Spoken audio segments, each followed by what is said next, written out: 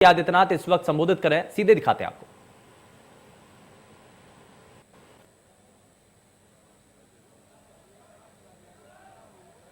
संचारी रोग नियंत्रण के लिए चलाए जा रहे विशेष अभियान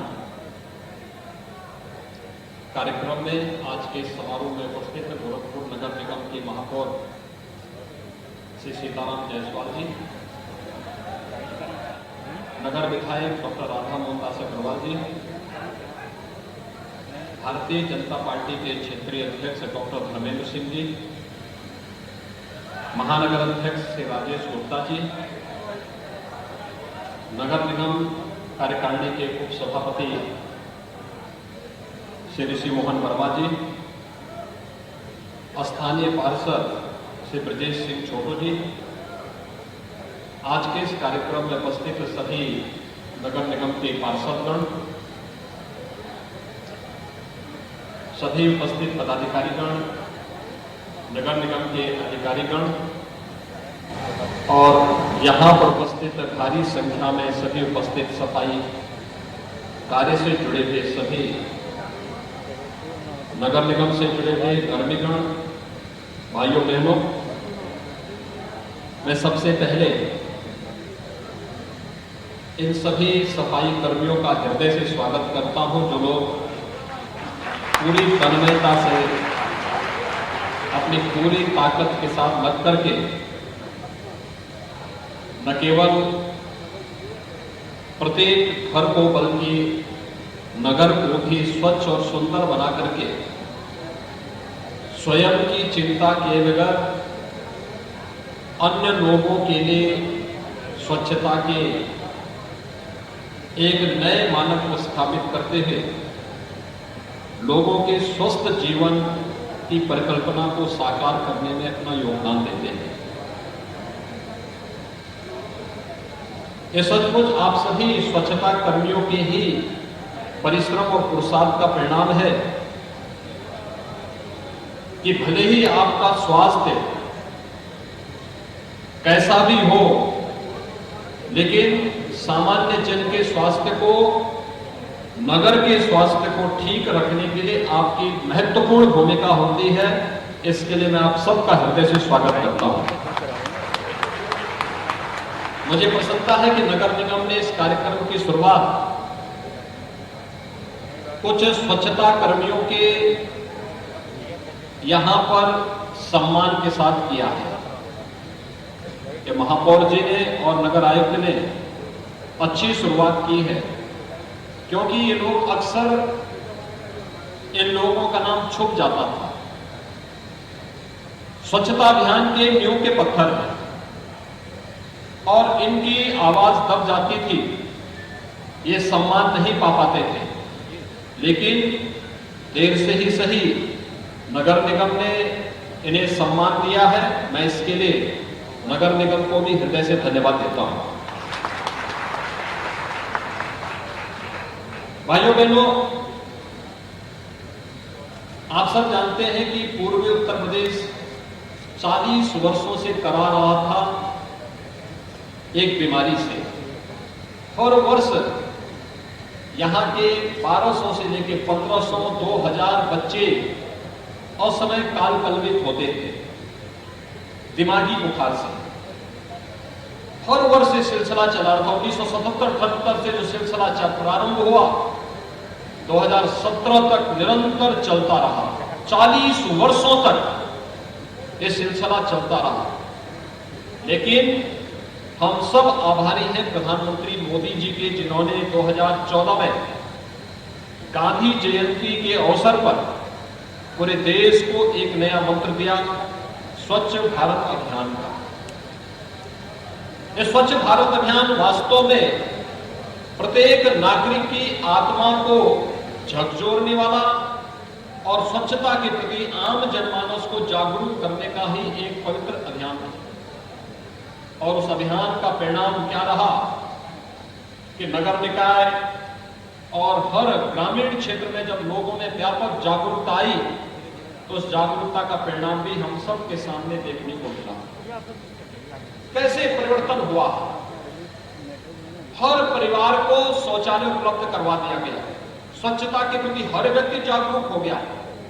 और उसका परिणाम क्या रहा कि इंसेफ्लाइटिस से, दिमागी बुखार से जो मौतें यहां पर हर वर्ष होती थी, आज वह एकदम न्यूनतम स्तर पर पहुंच चुका है और बड़ी संख्या में बच्चों की जानें अब बच रही हैं, बीमारी गायब हो चुकी है।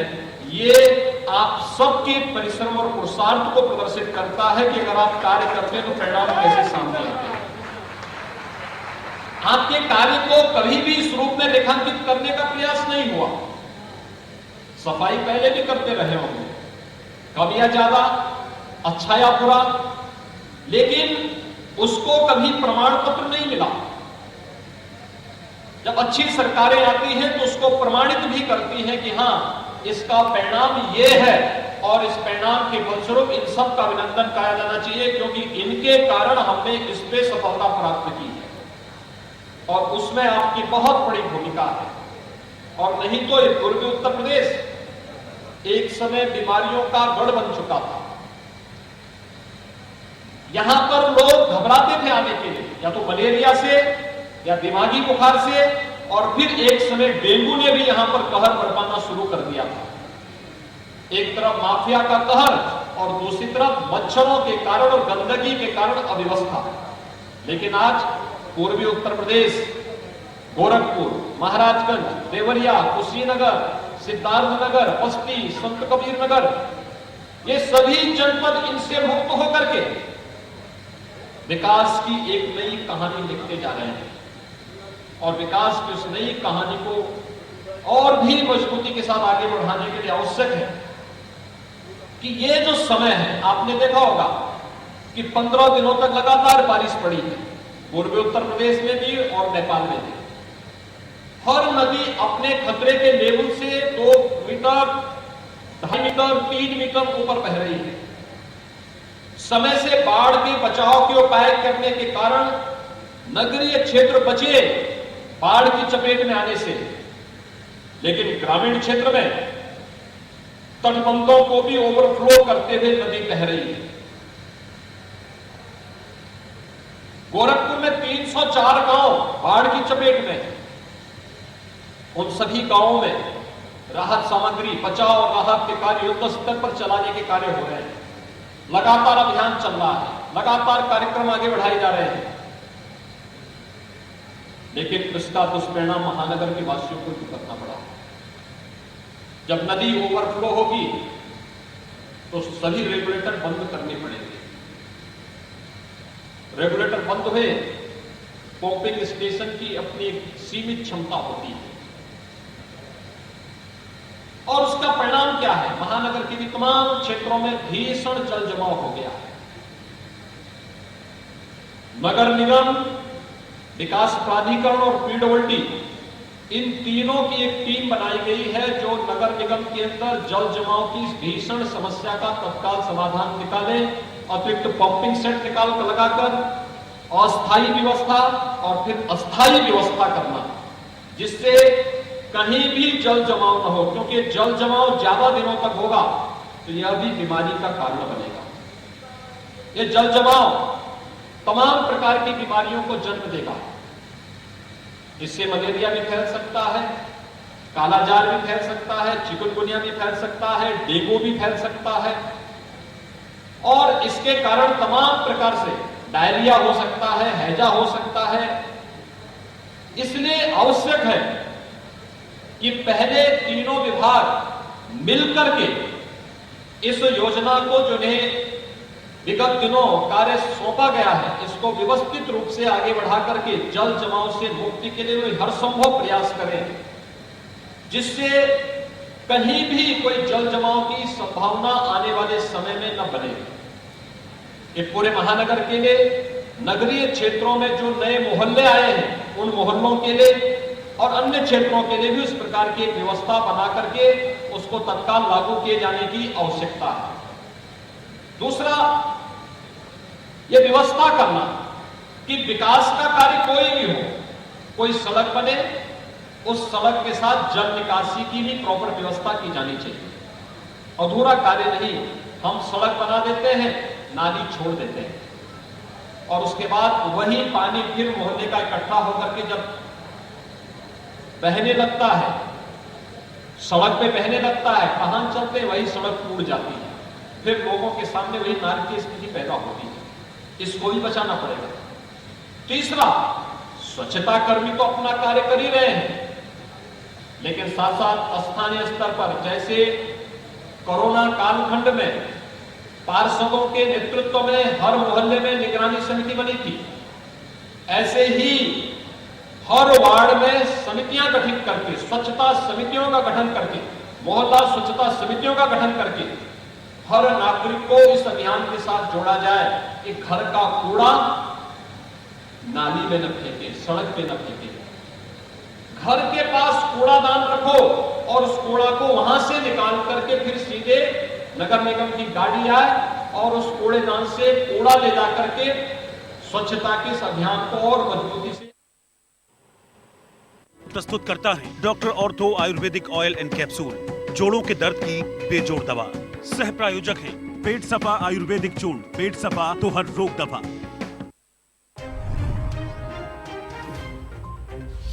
मुजफ्फरनगर में आज किसानों की महापंचायत, करीब 5 लाख किसानों के पहुंचने का दावा। शहर भर में 500 भंडारों की व्यवस्था, अलर्ट पर यूपी पुलिस।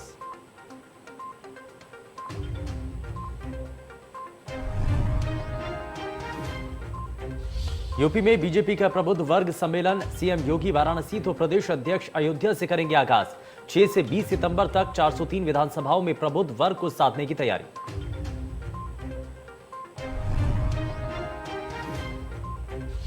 भदोही में आज सपा का शिक्षक सम्मेलन, अखिलेश यादव सम्मेलन को करेंगे संबोधित। करीब 1 लाख लोगों के शामिल होने का अनुमान।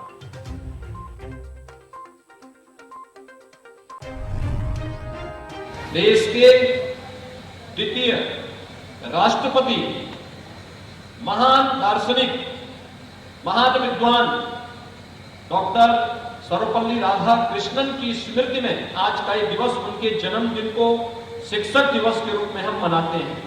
शिक्षक का मतलब समाज को दिशा देने वाला, समाज का हर वो विद्वान व्यक्ति जो समाज का मार्गदर्शन कर सकता है, समाज को एक नई दिशा दे सकता है, और अपने आप में शिक्षक है। और इसलिए हर व्यक्ति को उस भूमिका के साथ आगे आना चाहिए कि वह व्यक्ति आज अपने देश के पूर्व राष्ट्रपति डॉक्टर सर्वपल्ली राधाकृष्णन की स्मृति में अपने इस अभियान को 12 सितंबर तक ले जाकर के स्वच्छता के इस कार्यक्रम के साथ जुड़े। इसमें सामान्य साफ सफाई भी होगी, जल निकासी की प्रॉपर व्यवस्था का कार्यक्रम भी होना है, छिड़काव और फॉगिंग का कार्य भी होना है, सैनिटाइजेशन की भी कार्रवाई बृहद स्तर पर चलनी है। अगर ये सभी कार्यक्रम एक साथ प्रारंभ होंगे, शुद्ध पेयजल के लिए लोगों को प्रेरित करना है। जहां पर जल जमा है, क्लोरीन की टैबलेट वहां तत्काल वितरित करके लोगों को बताना कि पानी गर्म करके जब वह ठंडा हो जाए छान करके उसका ही सेवन करें, या हैंडपंप का पानी ले रहे हैं तो क्लोरीन की गोली डाल करके फिर उस पानी का सेवन करें। स्वच्छता के प्रति जितना हम जागरूक हो पाएंगे, उतनी ही बीमारियां हमसे दूर जाएंगी और आपका बीमारी पे होने वाला खर्च बच पाएगा। आप स्वस्थ रहेंगे तो आपका परिवार स्वस्थ रहेगा, आपका परिवार स्वस्थ रहेगा तो पूरा समाज स्वस्थ रहेगा। इस दिशा से एक बड़ी जिम्मेदारी आप सभी निगम और महानगर की है। मैं आज के इस अवसर पर आप सबका हृदय से अभिनंदन करता हूं, स्वागत की अपनी शुभकामनाएं देता हूं। और मैं नगर निगम से कहूंगा, ये कार्यक्रम जो स्वच्छता कर्मियों का है, केवल हर पर्व और त्योहार के बाद भी अच्छा कार्य करने वाले स्वच्छता कर्मियों को, उनके जो मेट हैं, उनके जो इंस्पेक्टर हैं, जो मोहल्ले में अच्छा काम करें, उनकी सूची तैयार करना और पर्व और त्योहार के बाद 1 घंटे का कार्यक्रम में बुलाइए, उनको चाय जलपान कराइए, भोजन करवाइए, मिठाई दीजिए और उनको सम्मान भी दीजिए। ये कार्यक्रम अगर निरंतर चलता रहेगा तो स्वाभाविक रूप से इनका प्रोत्साहन होगा, इन लोगों का मनोबल भी बढ़ेगा कि इनके कार्य की कीमत को इनकी संस्था समझने का कार्य कर रही है। इन पर इस कार्यक्रम को आगे बढ़ाने की आवश्यकता है।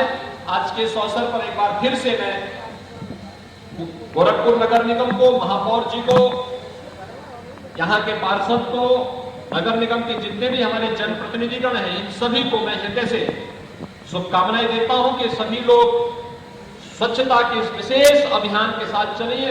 नगरीय क्षेत्रों के साथ साथ ग्रामीण क्षेत्र में भी एक साथ एक कार्यक्रम प्रारंभ हो रहा है।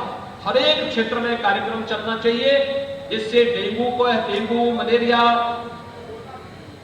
कालाजार, चिकनगुनिया, इंसेफ्लाइटिस या डायरिया जैसी सभी प्रकार की बीमारियों से हम प्रत्येक व्यक्ति के जीवन को बचा सके। इस पूरे कार्यक्रम के प्रति मेरी शुभकामनाएं। धन्यवाद।